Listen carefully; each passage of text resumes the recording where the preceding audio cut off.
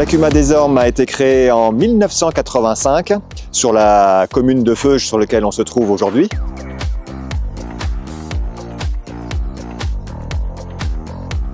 Aujourd'hui, la CUMA des Ormes, c'est tout le matériel des adhérents quasiment.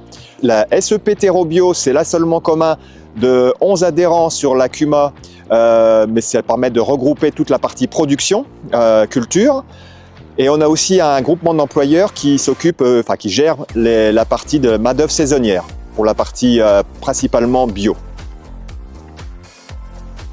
Donc ça nous oblige à travailler complètement ensemble et à avoir un lieu commun. Donc le lieu commun, c'est celui sur lequel on se trouve aussi, où on se retrouve à peu près tous les jours. Et tous les travaux sont décidés d'ici, sur ce lieu-là.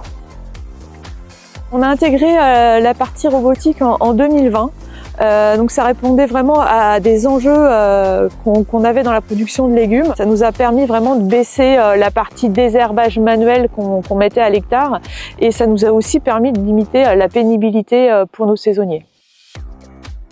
En termes de performance agricole, ce que nous apporte la CUMA, c'est vraiment de rationaliser le matériel. On est plusieurs, donc le matériel va tourner jour, nuit s'il faut, on va faire des roulements, et puis on écrase vraiment les charges de mécanisation.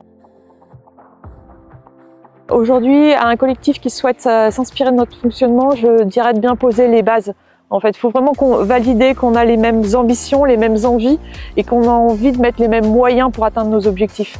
Et ça, pour le coup, je pense que c'est vraiment des questions à creuser, et faut pas hésiter à se faire accompagner. On se fait accompagner aujourd'hui par une coach, au minimum une fois par an. Ça permet de remettre les choses à plat, de voir où on en est, de voir où on veut aller, de pouvoir se projeter. Je pense qu'il faut vraiment éviter de se précipiter, il faut prendre le temps, il faut apprendre à se connaître, à travailler ensemble, à partager du matériel et vraiment valider qu'on est sur la même longueur d'onde.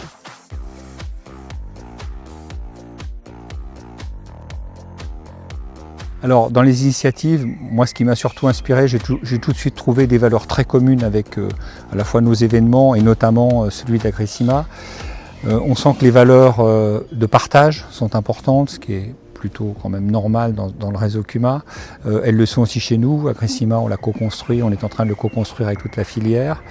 De la bienveillance également, qui pour moi est forcément liée à l'exigence, parce que bienveillant sans être exigeant, on n'arrive pas beaucoup à avancer.